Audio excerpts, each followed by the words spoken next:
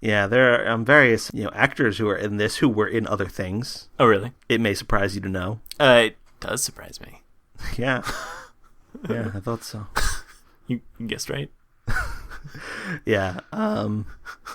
Like what? Well, like for instance, the guy who played Poole was in Modern Undead as Modern. No way. Yeah, he was Modern. The Modern. Yeah. And the guy who plays like the commander guy, he was in something that Americans never saw. So. Yeah. I mean, I guess all that stuff. There's nothing really terribly compelling there. So I don't know why I brought it up, but it's true. Did you know that Tom Baker was also in The Day of the Doctor? No.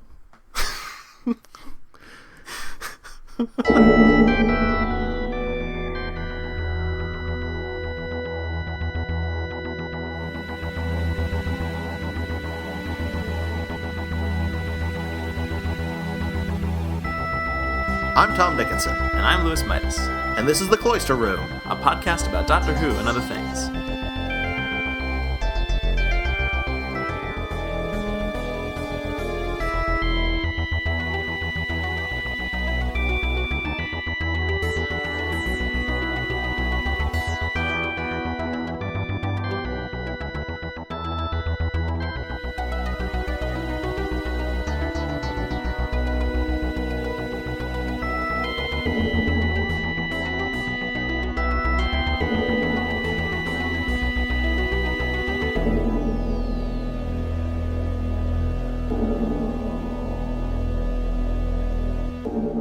What did you think about the Robots of Death?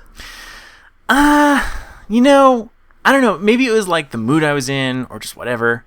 But I wasn't that wild about it. Were you in a bad mood? I wasn't even in a bad mood. I was just like in kind of a meh mood. I mean, not even. I was just like kind of like... Neutral mood? I was in a neutral mood. And I felt kind of meh about the episode. So do you think you would have liked it better if you were happier, or do you think you would have liked it better if you were sadder or angrier, or what is it that you're... Like maybe, if it had been like a kind of pick-me-up, like I'd had a bad day or whatever, and I was like, you know what, I really just need to put on some Fourth Doctor, and and maybe, who knows, maybe this would have been a great pick-me-up, and I would have loved it. Yeah.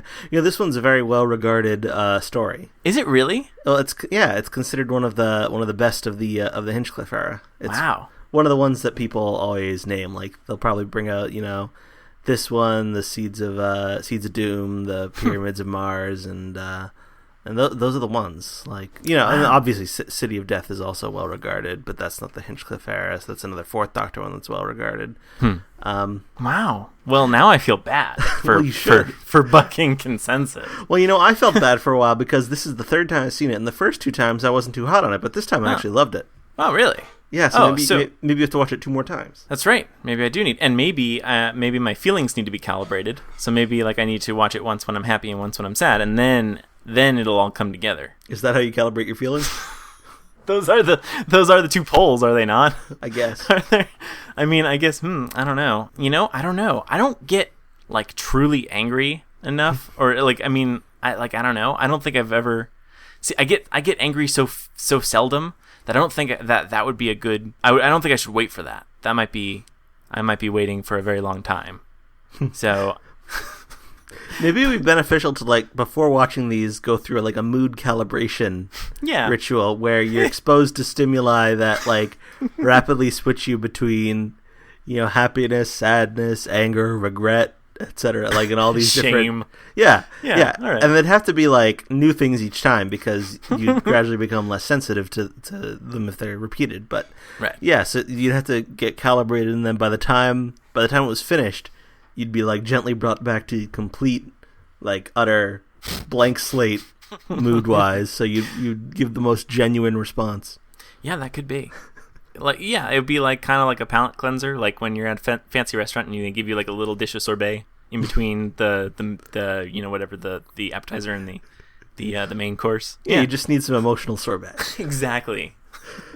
So yeah, I'm a pretty big fan of this one now. After not having been too hot on it. I I would love for you to tell me about your journey to conversion. I don't even know. I think it just didn't make much of an impression on me, such that even though I'd seen it twice, I didn't really have much of a sense of the plot. Mm-hmm. I guess most of it just completely escaped my brain. But then this time going in, I just kind of watched it, and I just let it wash over me. Yeah. And I really enjoyed... Well, first of all, like the plot is just kind of like a murder mystery. It's a pretty sort of simple, we're in a confined space. It can only be one of us. So one of the people in this room did it. It's like an Agatha Christie kind of thing. Right. And there's also thrown in there this like Isaac Asimov robotic thing, mm-hmm. which sort of, I don't know, adds some extra, some extra flavor to the story, but also adds some extra like, you have the basic conventions of the murder mystery, and thrown in as a complication, you have the basic conventions of like robot fiction. Right. The one guy who alibis out early on, it always comes back like there's holes in his alibi later on. Right. Yeah. That's a pretty good thing. Okay, so all that's going on, and yeah. I enjoy that well enough, but it's not like there's not that much to it, except I think the thing that makes it really work is that the design department just went like absolutely freaking crazy. Like they went completely insane on this story. And that just made it work a whole lot more for me. It made it a lot more fun. Yeah, well, all right, yeah, that's the thing is I was kind of meh on like the plot and stuff, but I was thrilled with like the mining ship or whatever. Like I loved that design. I was impressed with the design department there just because they've got like the drill bits that are moving, and it's really cool. And I was and that grabs you right from the opening shot because it's like this sweeping sort of opening shot over the desert scape. And there's, rocks tumbling and stuff. And then you see this, it's supposed to be this gigantic drilling machine. Obviously it's not in real life, but it's made to look that way. And it's, it's just a really impressive, it did pull me in right away. And I was like, oh, wow, this is super interesting. So like from a design standpoint, I agree. I think it's fantastic.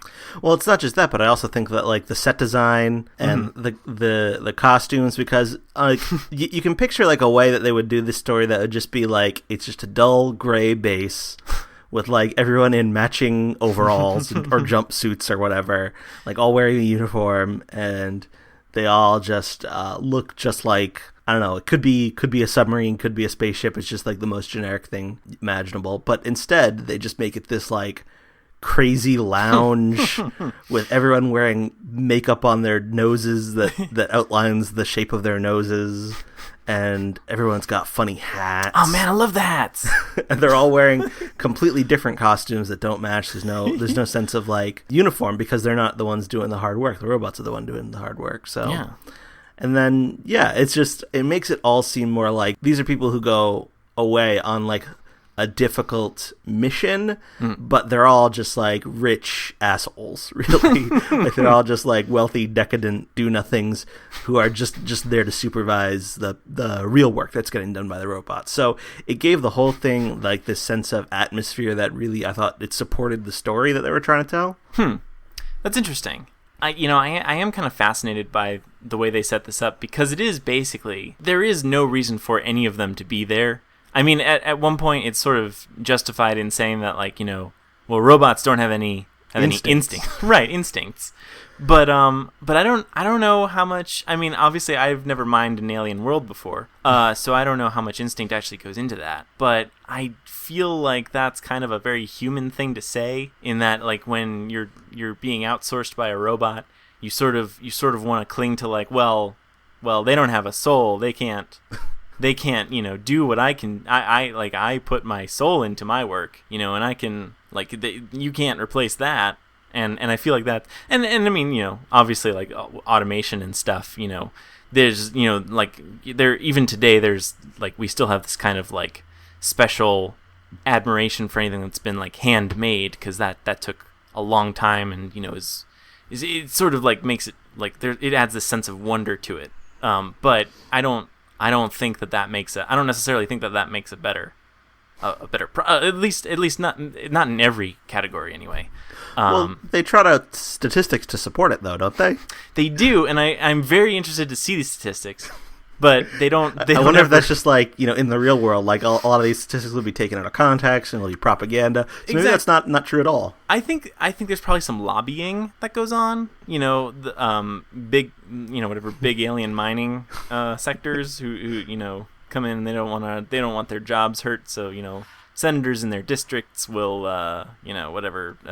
vote against certain bills or whatnot. I don't know how intergalactic politics works. Now, did you think they were aliens? Did I think they were? I didn't necessarily think they were aliens. I mean, I figured kind of maybe well, I guess it could just be all really interesting fashion choices. Do they ever specifically say they're human? I guess they don't. I don't think they do, but I was kind of wondering about this because they don't seem to recognize any of the Doctor's cultural references.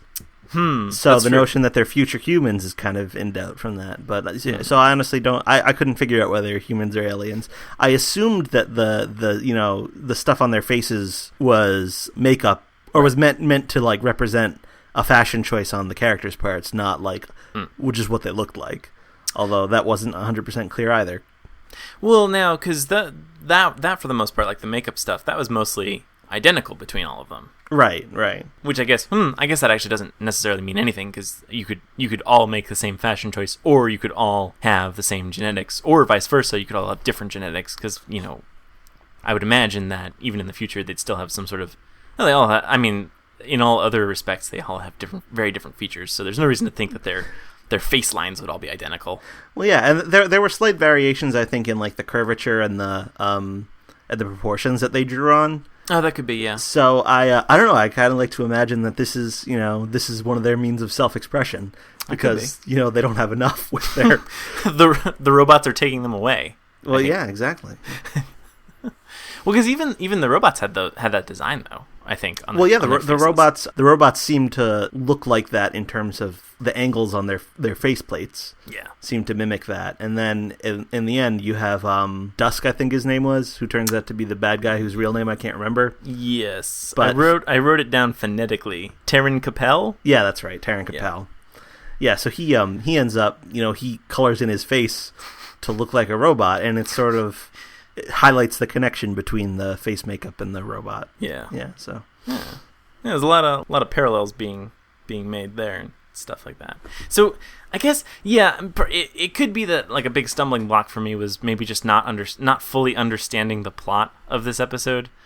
This Terran Capel, this is a guy who was raised by robots or something. That's what they say. Because that's very interesting. I like that kind and the thing is, they sort of reveal this, and I kind of want to know more about him, and I kind of wish that the episode had maybe focused more on him, maybe given us some flashbacks or something to his time being raised by robots. Yeah, his motivations are not fully fleshed out, I don't think. Yeah, and I mean, I guess that's not necessary for a good story. Necessarily. I mean, you just need to know there's some bad guy who's doing bad stuff, so you gotta stop him. But I don't know. I feel like that's an interesting kind of thing. Like, how does that even happen? How do you get a human child who's just or possibly other species child, who knows, who's just straight up raised by robot? And I guess another thing is how does that occur? Because I thought all the robots were enslaved, so wouldn't and if there's all these rich assholes supervising them, I'm assuming there's rich assholes everywhere. I mean, well, yes, that's kind of strange. So where are these robots? Maybe he was just raised by a bunch of really absent rich assholes. Right? Yeah, these are the rich assholes who are really hands on. We're getting a slice of the populace who really look after their robots, but that could be not the case everywhere. Yeah, so maybe for the most part, his parents just left the robots to do the child raising and never met their kid. Oh my god, that could be it. Yeah, there could be just like a robot nursery or something. Yeah. Or not a nursery for robots, but a human nursery run by robots. But yeah, hey, there you go. Maybe all this is explained in one of the numerous spin-offs that include elements of this story. Oh, are there? So there's a novel called Corpse Marker. Okay. Which picks up years after this and features the surviving characters, and the Fourth Doctor and Leela meet them again. Huh. Then there's an audio called Robophobia, which takes place with another group of miners, I think. I don't know, I haven't actually heard it, but it's another group of different characters on the same planet with the same robots with the Seventh Doctor. And then there was an entire spin-off audio series based on Caldor City, which is a city that is mentioned briefly in this. Wow.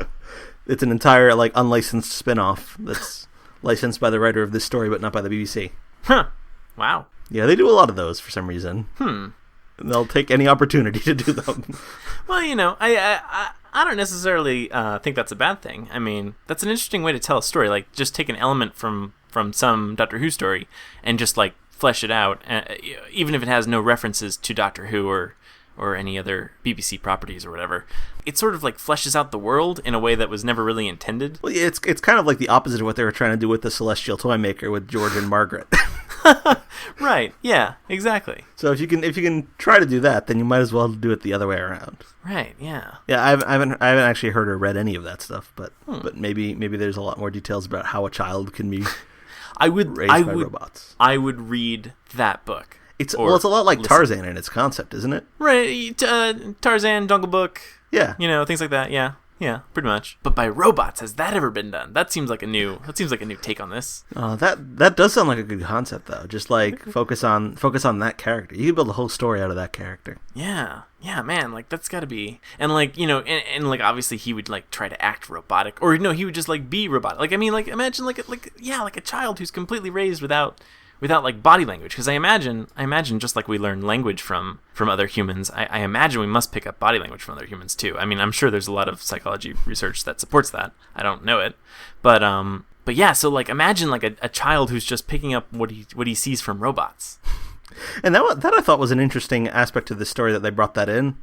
Yeah. The whole notion of like body language and what I think we today would call the uncanny valley, where like it's completely like intolerable to certain people's minds to interact with beings that are so like humans but lack the subtle human cues of body language. Mm-hmm. So I don't know. I thought that was almost like a Christopher Hamilton Bidmead kind of thing. Yeah, man. It's like an attempt to bring in like real science and psychology into the show.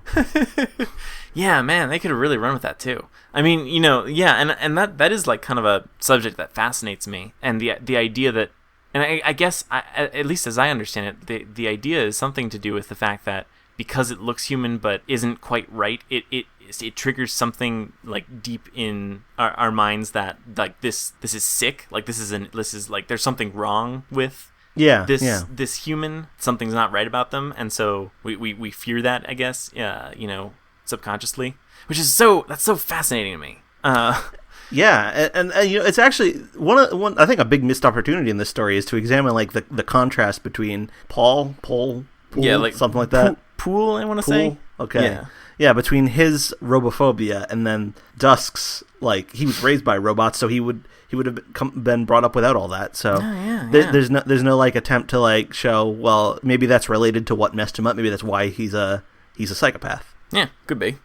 Could certainly be. That's interesting, because it's almost like, oh man, what does this say about humans though? Because like, think about it, like all robots are like, it's ingrained in all robots not to harm humans. But then here comes a human who's raised by robots who somehow picks up, right? Like somehow picks up the idea that he needs to kill all humans. Like, where did that come from?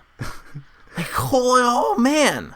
Well, maybe so he's raised by the robots, so he like culturally and behaviorally he picks up on them, but he doesn't have the hard-coded don't hurt humans built into him. So he's like what the robots would be without those limitations. Yeah. He's like the Uber robot. But also that must have been something that he arrived at, being a human. Like this says nothing good about human nature.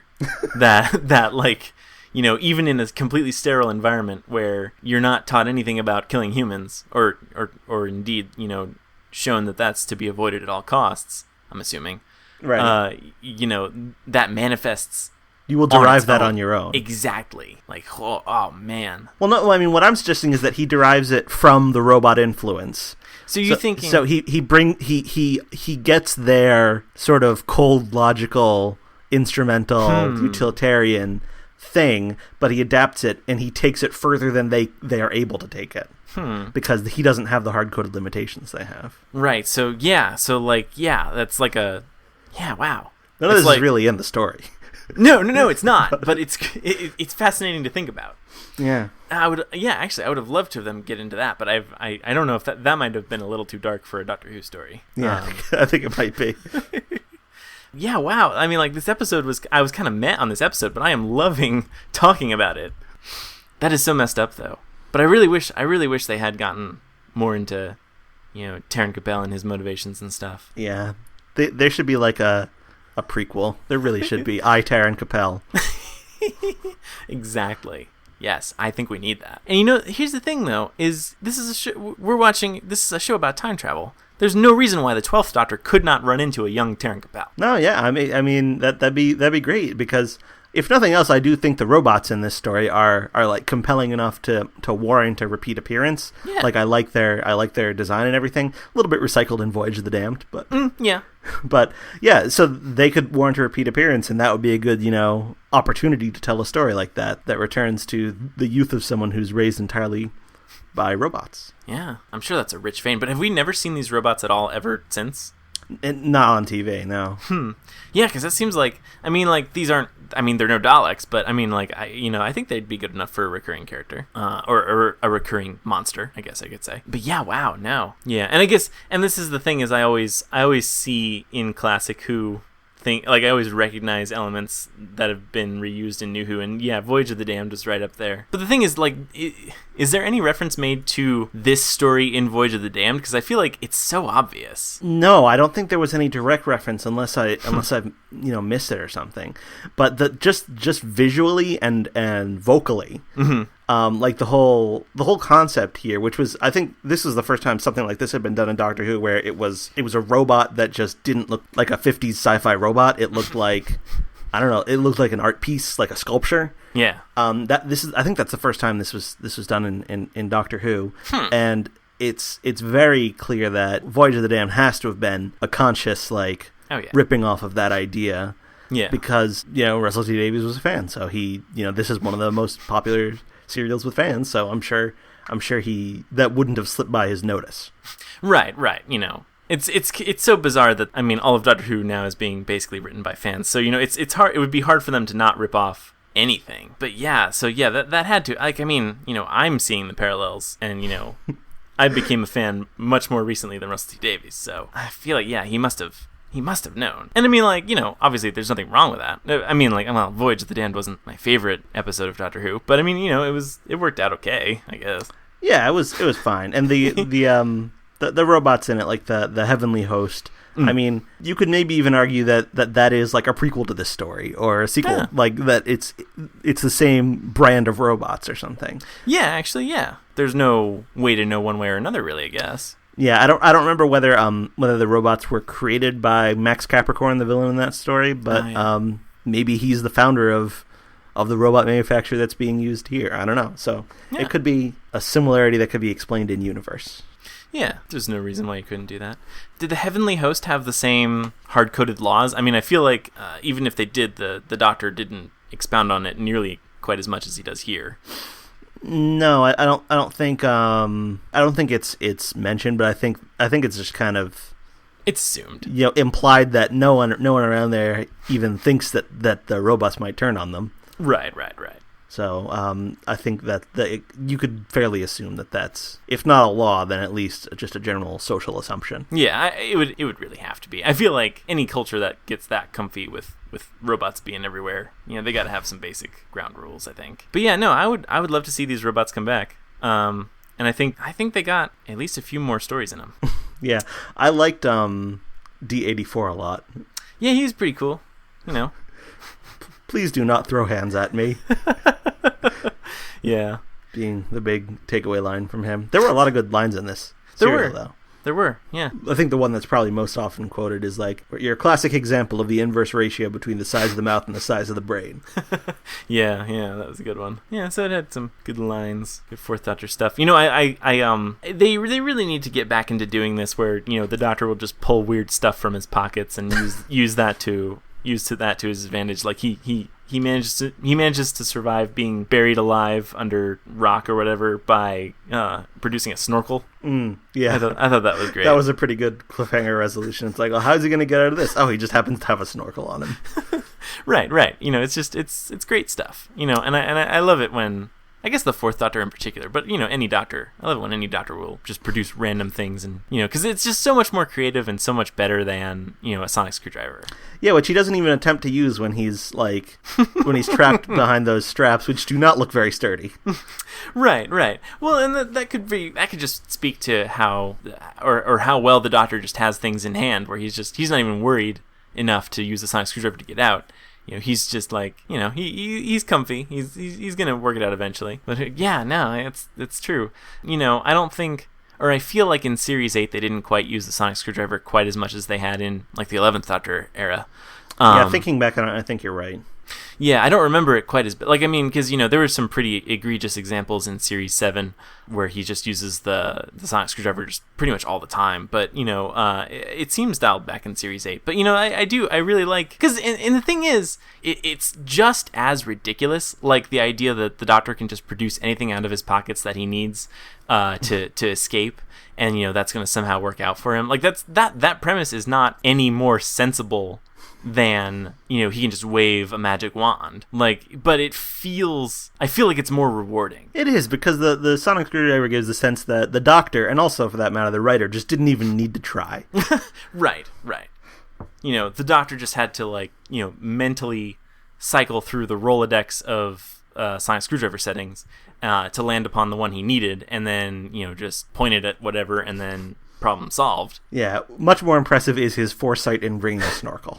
Exactly. But yeah, I like that so much more. Well, I think there's a little bit of that with Capaldi and Mummy on the Orient Express bringing out the cigarette case full of jelly babies. Yeah. Which, it didn't have any real direct relevance to solving a situation, but it was a little bit of the same kind of goofy, oh, I'm the Doctor, what have I got in my pockets? Oh, look, it's this. And yeah, so yeah. It's a surprise. You never know what he's gonna produce. Yeah, and that's something that's sort of nice about the Doctor is, he's just got these. He's just full.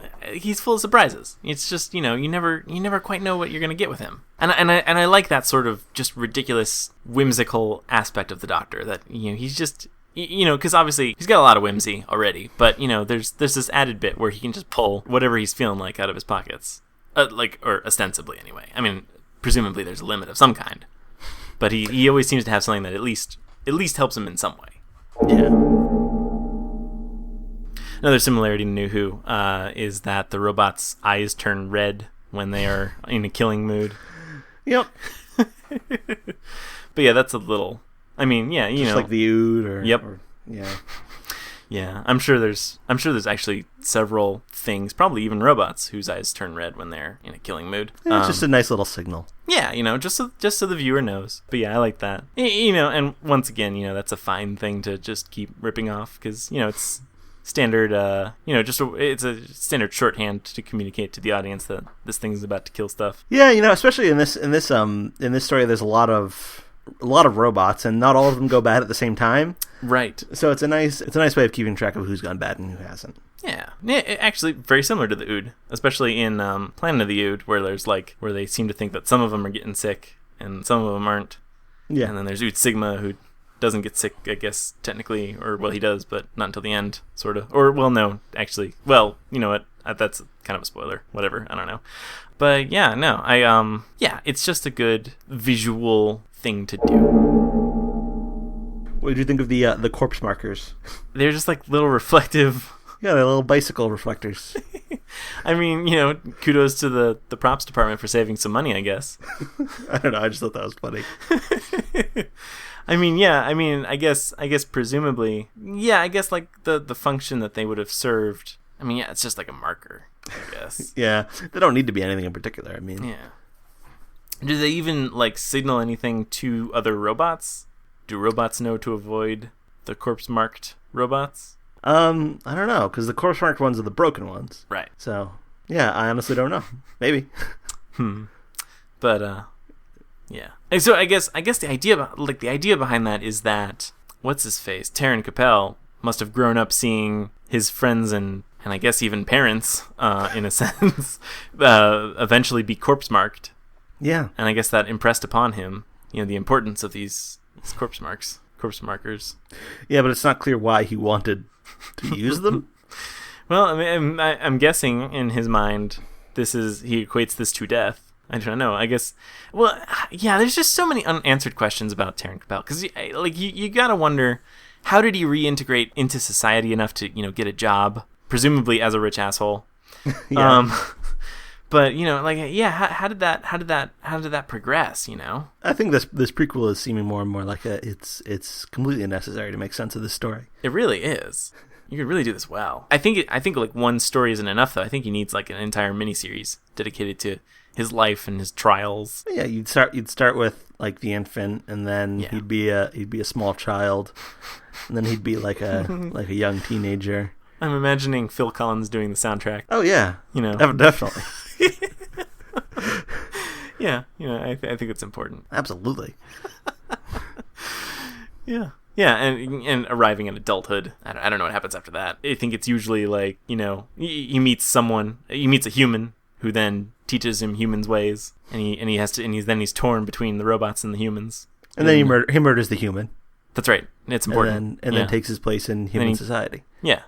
He assumes the identity of the human he's slain. Well, yeah, because there's a sense in this that he's taken someone else's place, and that's why the undercover robot was not able to find him. Oh, that's right. He says, "Oh, I've seen everyone," and the doctor says, "Did you see them before they were on the ship?" And then he sulks and he goes, "I have failed."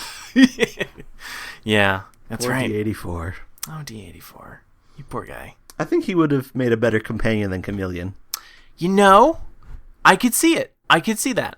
I think that would have been really good. I think they could have, and that's the thing is, they put a lot of work into Chameleon, and he doesn't look very good. And I actually think it is kind of an uncanny valley thing with Chameleon, because to us, the viewers, these robots, they look different enough where they don't really trigger that sort of unsettling uncanny valley thing. But I feel like Chameleon does. Yeah, well, the thing with these robots is that they're clearly just people in suits with face masks. That's the other thing that kind of like struck me while I was. I've never done any kind of like recreational drug, but I feel like if I had been on, I don't know, acid or whatever while watching this episode and realizing that these were humans playing robots and that that like the doctor's going on and on about how they don't have any body language, but then like the viewer would understand that these are humans who do have body language playing these body languageless robots, and I feel like that might have been too much for me. If any of our listeners do acid, watch this story and let us know. But I would be very interested to hear about that experience. Any hallucinogenics, really. Really, yeah. I mean, let's broaden this a little. Anything that even vaguely falls into that category. I think, I don't know, shrooms probably. I honestly don't know. In the pantheon of illicit substances, I'm actually not that familiar with hallucinogens, but I imagine a lot of them would fit the bill for watching this story. I'm sure they would. So whatever you have on hand, just take that and watch the story and let us know. Did I ever tell you about the time that that David Bentley Hart, one of the most prominent Eastern Orthodox theologians in the English-speaking world, told me I should take LSD? What? Yeah. No, I've never heard this. Well, he was a teacher at PC. Ah. He was a visiting professor, and I had Civ with him, and then I had an honors colloquium with him, and we had to do presentations, and he was asking us which book we wanted to present on, and I didn't know what I wanted to present on. I was like, I don't know, I don't really care. What do you think I should present on? And he said, you should do The Doors of Perception by Aldous Huxley, which Aldous Huxley wrote A Brave New World, and The Doors of Perception is about his experiences on LSD. Oh. I said, any reason why that one in particular? He said, you seem to me like an LSD kind of guy. You should try it. I was like, oh, okay. Wow, that's really something, Like, if a professor recommends you try a drug, I feel like you gotta. Yeah, I still haven't gotten around to doing it. I don't know. Maybe someday. As long as it's on your to-do list eventually, It's on my someday maybe list. Yeah, wow. That's the thing is, LSD is one of those things where, like, I've heard about, like, people, like, giving accounts of, like, what their, trips on LSD were like, and it fascinates me, but it also scares the hell out of me. And yeah. I feel like I don't know if I could do that. I feel like I would come back a very different person, and I don't know if I want to I don't know if I even want to risk it. Well, you're probably fine not doing it. I mean, yeah, I feel like it would be all right if I lived and died on this tiny little blue dot and I never tried LSD. I think that'd probably be all right. Well, I'm glad we reached that conclusion. It's important. So yeah, I don't even remember what we were talking about before that. Oh, I don't know, something about robots. I think so. What do you think about Leela? I like her. I do like her as a companion because she's so different. And I do like her sort of violent tendencies because it seems like a really good counter to the Doctor, a good foil maybe. I don't know. I do like that. I don't know. She spends a lot of time, just being confused about stuff though. Yeah. And that does kind of get in the way a little bit. And I've always said I wanted a companion from a different time, and I guess I was always thinking the past. But I think that I worry that it would turn into sort of just the companion being confused about. Well, and she's from the future. Oh, is she? Oh, that's right. Oh, yeah. Right. This is actually her second story. Oh, yeah. It actually seemed like that because it kind of seemed like the opening in this story was kind of like an orientation. Right. Very much like how in like the opening scenes of Shakespeare Code, the 10th Doctor is trying to explain to Martha how time travel works. It kind of felt that same way, where the Doctor's explaining like, oh, if you're not armed, then, people will see that you don't mean them any harm, and then they won't harm you, 9 times out of 10.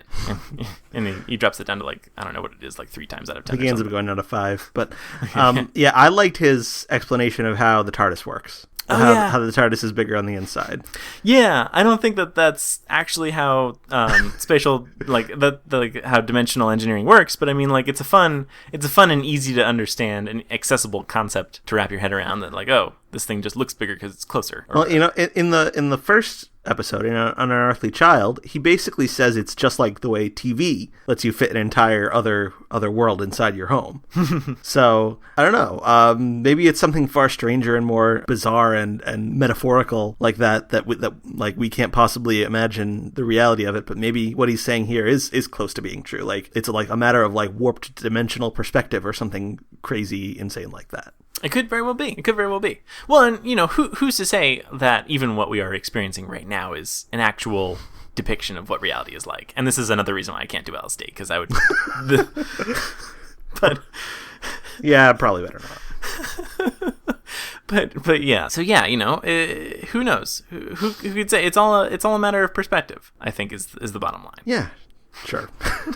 But yeah, I like Leela. I just think she tends to be underused, maybe. They don't do enough interesting stuff with her. And yeah, they do, like Savage, spend a lot of time just being confused about stuff, which is, I don't know, it's just kind of a trap that they end up falling into when there are probably other more interesting things they could be having a character like that doing, but... Yeah. Well, yeah, and there was that I can't remember the Fourth Doctor audio we listened to. I can't remember what it was called. We listened to, I forget, Wrath of the Iceni. That's right. Yeah, and in that one, I thought she was really, really good in how she was used and sort of like how her warrior tendencies or whatever sort of came out, and she was sort of torn in who she thought she should believe and stuff like that, and that was very interesting. That was and I guess that was interesting in part because she was like at the center of that. Yeah, and I think that's one of the things that Big Finish deliberately tries to do in their stories is further develop characters who they felt were underdeveloped or underutilized on the show. So give them more to do, like do the stories that the actors always kind of wished that they had the opportunity to do. Yeah, and that's very cool. So yeah, I guess that's kind of like the pinnacle of what I would hope for Leela. So I like the little factoid that we learned that the Doctor is somehow able to resist the effects of helium. Yeah, through some kind of respiratory something or other. Yeah, neat that he can do that. Yeah, he's all full of surprising tricks. I bet that's a lot of fun at parties. Just resisting helium. Right. Oh yeah. But if he's able to resist, like, can he just do whatever he wants to his voice? I feel like that must be what that means. I don't know. Well, maybe. I mean, isn't that kind of what he tries to do, like in the Celestial Toymaker? Oh, hey, you're right. Yeah. So maybe that's part of the same thing. Oh, yeah. He's able to make himself sound however he wants to sound. Maybe it uses the translation circuit or something. Whoa. Yeah. Yeah, that makes a lot of sense. Once again, it all comes back to perception. Oh, wow. Jesus. Wow. I know. I was not expecting this to get that heavy. Well, it did. Yeah. So, well, here's a fun little factoid about this story. Peter Grimwade was the production assistant on this, who would later go on to direct some episodes of Doctor Who, and Tom Baker ad-libbed the notion that robophobia was called Grimwade syndrome. Because of I was him. wondering about that.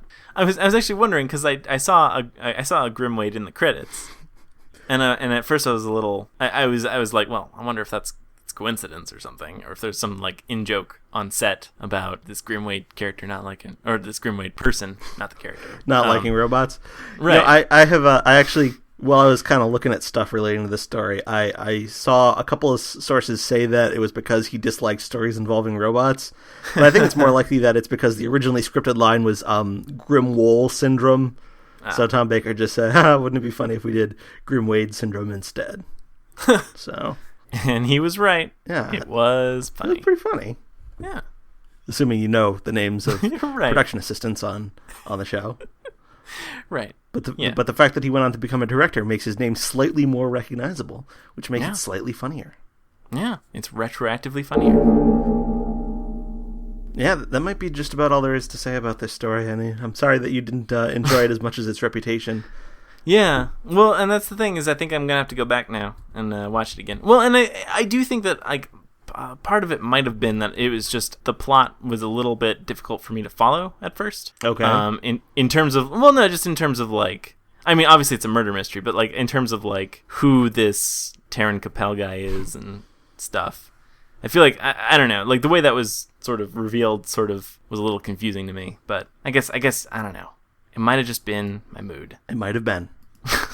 which, as I've stated, was maybe a little too neutral. Yeah, I want to see where this fell in the DWM poll. I assume it was very high because it usually is well regarded. No, wait, which poll? Are we consulting the Mighty 200 poll, or are we consulting the more recent? I intend to consult both of them. Oh, and you need to. Yeah, there's actually an earlier one that I don't know about, so I don't ever think to consult it. But yeah, it was in ninth place in 2009, and it fell to 11th in 2014. I wonder if you could like, is there any kind of like gambling based around where the stories will fall in terms of popularity? I feel like that this could be its own stock market. There should be. I don't know. I mean, there definitely should be. I don't know how often they do them. It might be a while before they do them again, but yeah. I don't know. They I think it would be kind of hard to like, because I imagine, you have Caves of Androzani, which came in first place in 2009, fell down to fourth place in 2014. Oh, so wow. I think it's a little bit unstable, but yeah. Well, you probably bet based on like stories in the top 10 or something. Yeah. Well, hey, I mean, all games of chance are unstable. There's no such thing as a sure thing. I feel like there must be a way to gamble on this somehow. You got to be able to make some money on this somehow. Well, to plug something another podcast did, Doctor Who: The Writers' Room recently, in March they did a March Madness where they put every single story into an elimination bracket and had a bunch of podcast hosts from other podcasts on the show to just go through the rounds and knock them out and say which ones won.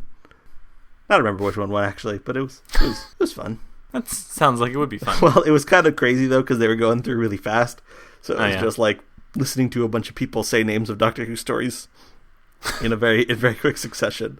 So it wasn't like a courtroom trial where you had like the defense and the prosecution and like you decided whether or not one story was worthy over another. No, they just voted based on personal opinions, and sometimes they said a little bit about why, but by the time they got to like the third round or whatever, it had all really been said, so they were just kind of going through and saying their votes, so it was just a bunch of people voting and saying the names of Doctor Who stories really fast, which was funny to me. Well, right, because in actual human sports, there are different aspects of different teams. Like, this team's got a good defense, but this team's got a good offense, and so they kind of you got like you never know from one round to the next whether or not a team is gonna like you can sort of go based on like how successful they've been. Blah, blah, in the past, sports, whatever. But I mean, like, the content of a Doctor Who story never really changes. So, like, if one story you liked better than the other story, then, like, either you like, I mean, I guess you're still comparing how much you like them absolutely, but, doesn't change. Like, oh well, I liked the monster in this story. The monster in this story is way better than the monster in this story, and therefore it wins. Like, there's no, like, that doesn't make sense. So I imagine it would sort of whittle down to that sort of just dry voting. Yeah, well, it was fun because it was kind of crazy. It's like, why are they doing this? This is crazy, but it's also fun. There's something to be said for crazy fun. I always thought so. Hey, Lewis. Yeah. Do you think it's time to pick the next story that we're randomly going to watch after The Robots of Death? No. What? No. I'm not feeling it. Really? I'm not. Oh. I can't do it. I've lost it. Well, usually it's me who does it. Like, I know. I do it. But I always sit there and I listen. And you're not willing to? I'm not. No? I can't bear another random. Oh. I can't let fate decide any longer. Huh.